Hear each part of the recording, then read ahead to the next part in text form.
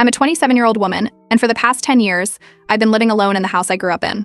That started when I was 17, right after my parents left for what they called a temporary travel sabbatical. They'd been talking about it for months, how they needed to rediscover themselves, how the world was calling, how life was too short not to explore. At first, they made it sound like they'd be gone for 6 months, maybe a year max. They hugged me, told me to hold down the fort, and promised they'd be back before I even noticed they were gone. That was a lie. By the time I turned 18, I was juggling 2 part-time jobs to cover utilities and groceries while still finishing high school.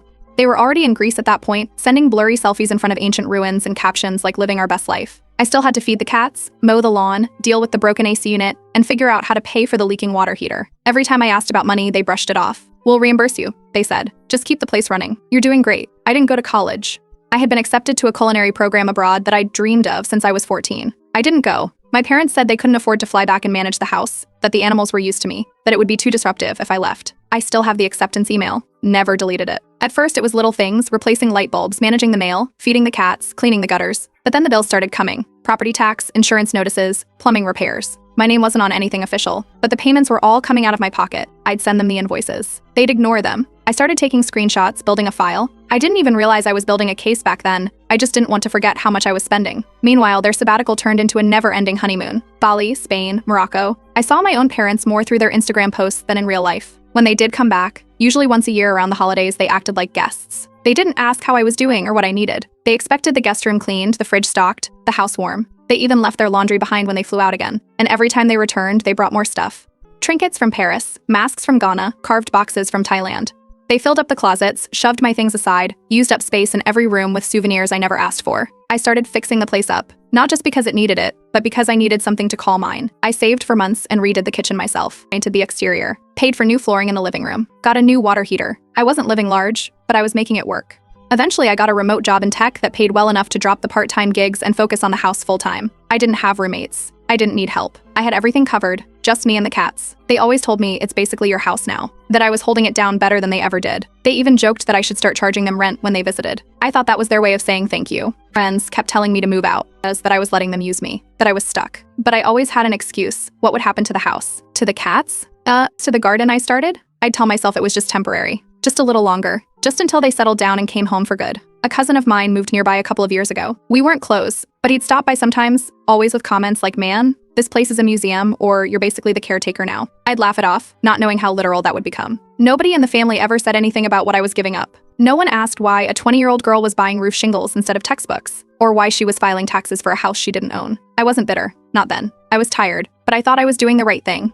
That changed a few months ago. I was sorting through the mail when I saw a thick envelope with my parents' lawyer's return address. I opened it without thinking, figured it was another document I'd need to scan for them. Inside was an updated version of their will. I read it twice before it made sense. The house, the one I'd been taking care of for a decade, wasn't going to me. It was going to that same cousin. The one who joked about the place being a museum. The one who never lifted a finger to help. They left me nothing. Not even the furniture I bought. I checked the postmark. It had been sent 2 weeks ago. My parents didn't even bother to call. That was the day something cracked. The morning after I read the will, I called my parents. I asked them why they were giving the house to my uncle's son, a guy I've seen maybe 5 times in my entire life. I didn't yell. I just asked. My mother's voice didn't even change. She said he's starting a family and they wanted to give him a head start. That he deserved it more than I did because he was trying to build something. I reminded her I'd been living here for 10 years, that I paid every bill, fixed every broken pipe, replaced the roof, that I gave up school, travel, and a life just to keep this place standing. My father called me dramatic and said I've always been independent, so I'd land on my feet. My mom added that I was just taking care of the house temporarily anyway, that it was always theirs. That call ended with no apology, no explanation, just a list of excuses. They never asked how I found out, never asked what I needed. That same day, I pulled every record I had. I logged into every utility account, printed bank statements going back years, pulled up a decade of photos showing before and after of the house.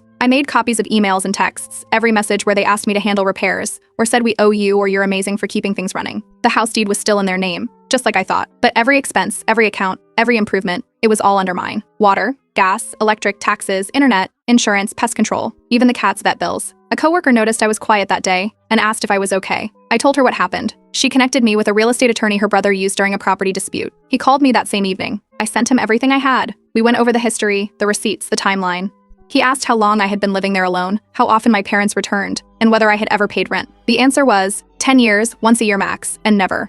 He told me something I didn't expect to hear. There might be a path through adverse possession. It wasn't a magic fix, but it was real. He said with how long I'd been living there, how I'd paid everything, and how I'd treated the house as my own, there was a case to be made. I went back through all my files and started organizing them, year by year, project by project. I I found receipts for flooring, electrical work, kitchen cabinets, appliances, insulation, landscaping. I even had handwritten notes from a contractor I'd worked with who left town years ago. That weekend, I changed the locks. Every door. Front, back, side entrance, garage. I didn't send a warning. I just did it. I added a keypad system with remote access so I could see who came and went. I also changed the codes on the alarm system and moved the spare key from the usual hiding spot. A few days later, I got a call from my father. He tried to visit, couldn't get in. He was furious. Said I was cutting him off from his legacy. I told him clearly if he wanted to fight me for the house, he could take me to court. That was it. He hung up. Then my mom started texting.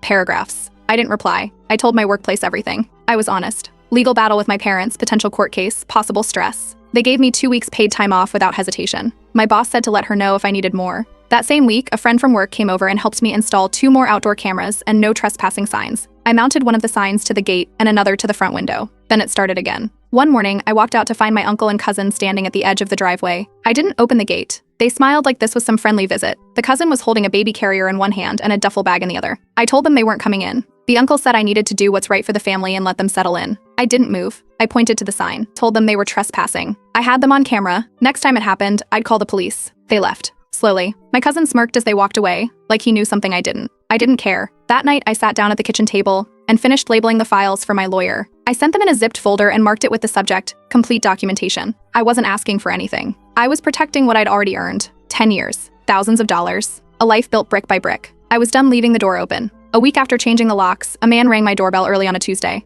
Dress shoes, clipboard, branded polo.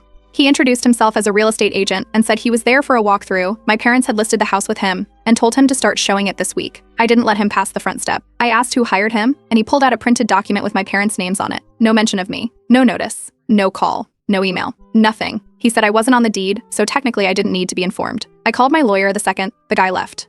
She issued a cease and desist that afternoon and sent copies to both the agent and my parents. She also submitted a formal letter warning them that if they moved forward with any sale or listing attempts, we'd file an injunction and take them to court. They hadn't even tried to hide it, just assumed I wouldn't fight back. We filed paperwork the next day, a legal claim of equitable interest and a petition to start formal adverse possession proceedings. I signed everything that afternoon and sent in another stack of evidence, utility bills, renovation receipts, records showing I'd been the sole occupant and sole payer for 10 years. My lawyer pulled property photos from Google Street View going back to 2013. Everyone showed me mowing the lawn, fixing shutters, shoveling snow. Then she found the email chain. Turns out the real estate agent had forwarded us messages from my parents where they explained I was just the caretaker and wouldn't resist the sale. They said I was used to being in the background and wouldn't make a scene. That went straight into our legal file. I updated the signs around the house, no trespassing, private residence, security cameras in use. I printed a few more and handed them out to neighbors on either side, just in case someone tried to enter when I wasn't home. Most of them already knew the situation. One neighbor told me she'd never seen my parents do any upkeep since they moved out. She offered to write a letter confirming that if I needed it. On my lawyer's advice, I scheduled a video call with my parents and recorded it with their consent. During the call, I asked clearly, when was the last time they paid for anything related to the house? They both agreed, 2014. They also admitted they hadn't visited for more than 2 weeks at a time and that all improvements were done by me. That call went straight into our court package. Then came their counteroffer. They emailed a proposal that they'd add me as a co-owner of the house, but only if I allowed my cousin to move in full-time and helped him settle. They said I could stay too, but I'd need to share common areas and act like family. We didn't even respond. The next day, I got locked out of an online account, an old savings account my grandmother had set up for me years ago, right before she passed. My mom had retained some kind of access, and when the bank checked, they confirmed it had been recently closed and transferred out. It wasn't a huge amount, but it was enough that I noticed. That same week, I got calls from 2 distant relatives I hadn't spoken to in years. One said she heard I was having mental health issues and lashing out at the family. Another asked if I was okay on medication. Both calls were strange, vague, and clearly based on rumors. It didn't take long to figure out where it was coming from. My cousin had been spreading lies to anyone who would listen. The goal was obvious: make me seem unstable before the court date, discredit me before I could speak. I didn't wait to react. I typed out a full statement explaining what had been going on, with screenshots, photos, copies of documents, and a timeline. I sent it to every relative who'd ever met me and added a note saying I would not be discussing it further but wanted them to have the facts. Some replied. Most didn't. But one call came through that mattered. My mother's older sister. We hadn't spoken in years. She'd gone no contact with most of the family after a falling out decades ago, but she had always been kind to me as a kid. She told me she'd always suspected I was being used. She offered to write a statement and, if needed, testify in court. We added her name to the witness list. By the end of the week, we had legal grounds, community witnesses, direct evidence of abandonment, and an official claim filed. My cousin stopped posting after that. My parents didn't call. My lawyer said we were in the strongest position possible short of already having a judgment. Every move they made had just made our case stronger. They thought I'd fold. They thought I'd keep quiet. They were wrong. 2 weeks after we filed for adverse possession, my lawyer submitted a quiet title lawsuit. But this was the next step. It meant asking the court to legally recognize me as the rightful owner, based on 10 straight years of possession, responsibility, and improvements, everything documented. Us down to the penny. She expedited the request. No delays, no waiting games. The case was too clean. Word got around the family fast. A few relatives sent short texts of support, others, not so much. My father left a voicemail the same day we filed, blaming me for tearing the family apart over just a house. I didn't call back. I forwarded the voicemail to my lawyer and blocked the number. While digging through some older folders for a missing invoice, I found something I hadn't noticed before, an outdated policy notice from our old home insurance company. It was addressed to my parents. I called the company. They said the policy had been canceled years ago. I asked when.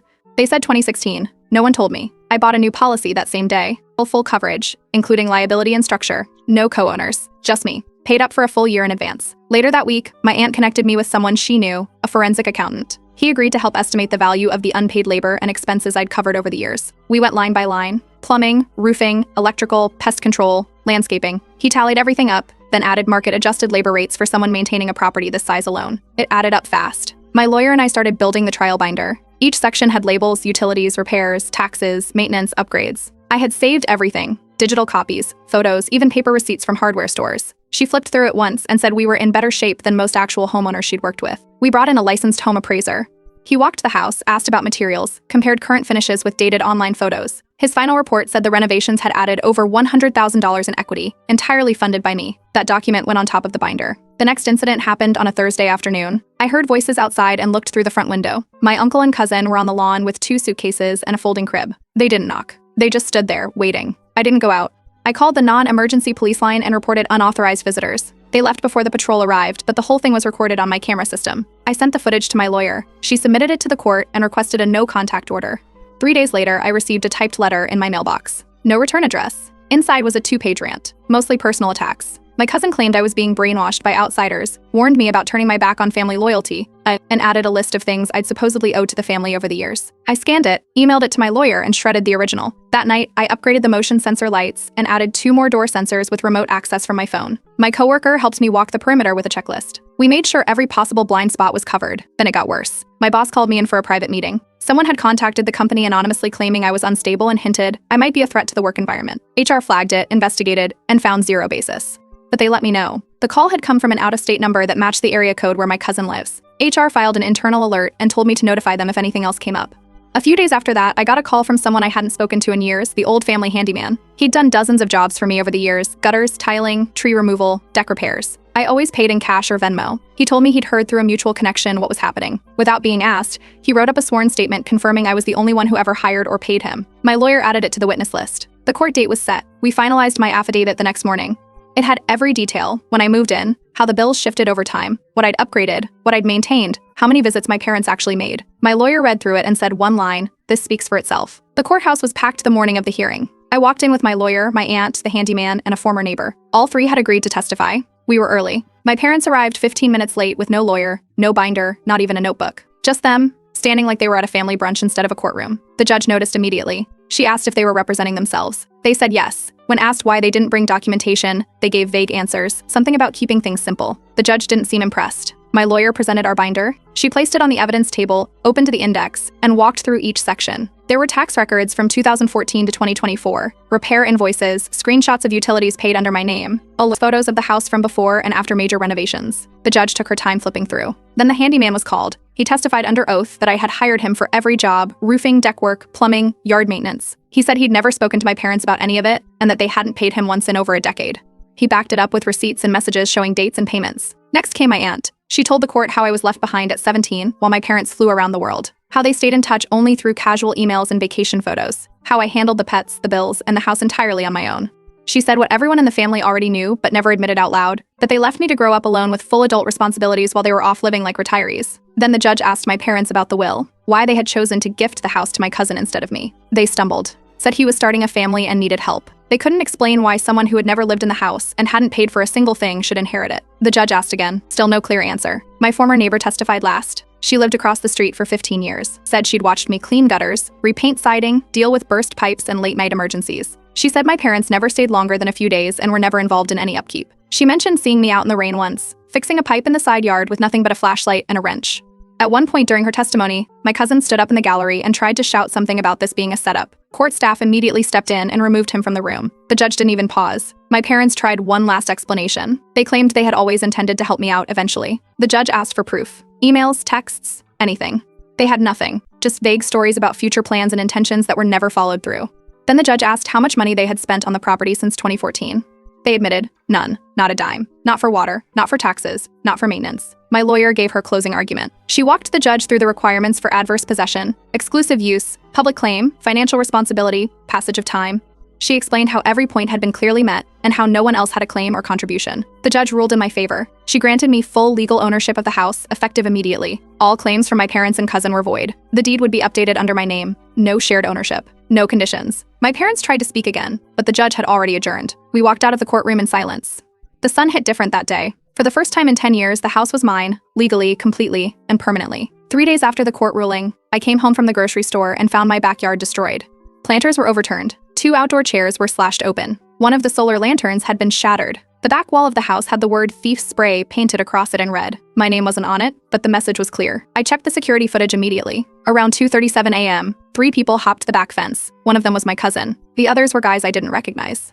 They tore through the garden, broke pots, ripped out tomato plants by the roots, and kicked over the water barrel. One of them tossed a rock at the motion camera near the garage. It cracked, but the footage survived. I called the police and filed a report that same morning. I handed over the footage, a printout of the freeze frames with all 3 faces visible, and a time-stamped USB drive.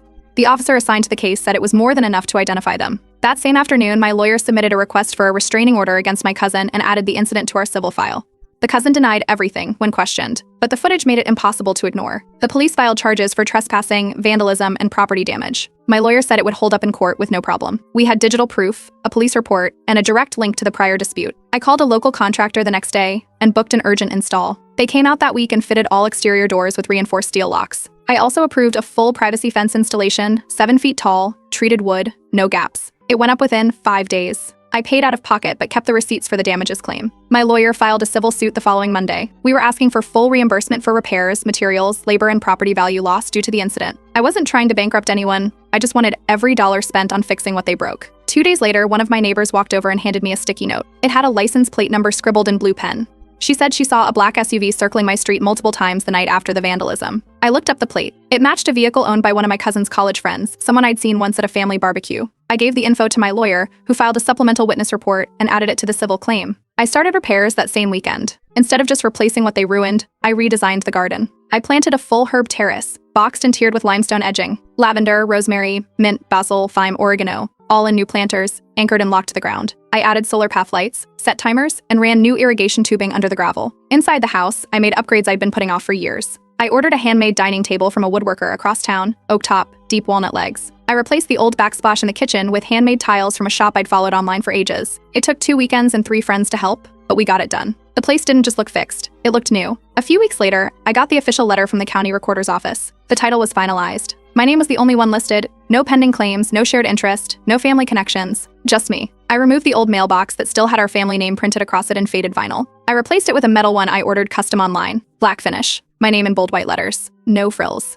No room for interpretation. The next Saturday, I hosted a housewarming dinner in the backyard. Just the people who had stood by me, my aunt, the coworker who helped install cameras, the neighbor who testified, and the handyman who gave a statement. We strung up lights, set out folding chairs, and grilled in the new garden space. As the sun set, the yard lit up softly. The planter boxes lined the patio. The string lights swayed in the breeze. We ate, talked, and played quiet music through a speaker tucked into the herb shelf. Nobody brought up the court case. Nobody mentioned my parents or cousin. That night, I didn't check the cameras or double lock the doors 3 times. I sat at my new table, looked out over the backyard, and realized I wasn't just defending a place anymore. It was mine. Every inch of it. The court finalized everything 2 months after the backyard vandalism. My cousin accepted a plea deal. He pled guilty to trespassing and property damage, agreed to pay full restitution, and was put under supervised court terms. A 5-year no contact and no approach order was added. He's not allowed within 200 feet of my home or workplace. My lawyer moved quickly to wrap up the rest. She filed paperwork to disconnect every financial tie my parents had ever linked to me. Power of attorney? Terminated. Old joint tax accounts? Closed. She even tracked down an outdated shared utility profile from when I was 19. Everything was cut. We transferred the property into a new living trust under my name, sole owner. No cosigners, no relatives. The trust also covered my personal assets, furniture, savings, documents, and anything tied to the house. It was airtight. The paperwork was notarized and filed within a week. The civil court processed the final payment not long after. I received $18,000 in damages and legal reimbursement. I hired a landscaping crew and finished the last phase of my outdoor plans: drought-resistant plants, stone borders, raised garden beds, and an automatic irrigation system. The entire yard was transformed. A week later, I started something I'd pushed off for 10 years, architecture school. I'd enrolled quietly months earlier, and now it was finally real. Classes were part-time and online, but it was enough. My first assignment was to sketch a home layout from memory. I chose this one. That month, during a city-run neighborhood planning meeting, someone brought up my name. A city inspector had praised the quality of my renovations during a recent walkthrough. They suggested me as a candidate for the local planning committee. I accepted the role. Meetings were once a month. I started contributing ideas around preservation and community zoning laws. My aunt moved into a nearby town and invited me to join a women's mentorship group she helped organize. I went once, listened, then started quietly helping. Lease reviews, property questions, how to document payments, how to handle landlords. I answered only when asked. I didn't bring up my own story. Didn't need to. Within 3 months, I was getting regular texts from women I'd never met in person. Most were younger, a few older, all asking simple questions I wished I'd known how to ask 10 years ago. The 1-year anniversary of the court decision came and went. I hosted brunch in the backyard. Just 6 people, my aunt, the coworker who helped with security, the neighbor who gave me the plate number, the handyman, and 2 from the mentorship circle. No speeches, just homemade food and a quiet toast. A few days later, the adult daughter of a neighbor stopped by with a note. It said her parents always hoped someone like me would end up in this house, that they were glad it was loved again. While organizing the attic that weekend, I found an old journal. The handwriting was mine, 17 years old. Every page started with an apology for asking, for bothering, for being unsure. I closed it, placed it back in the box, locked it away, and went downstairs to water the new plants. The gate clicked shut behind me. I didn't turn around.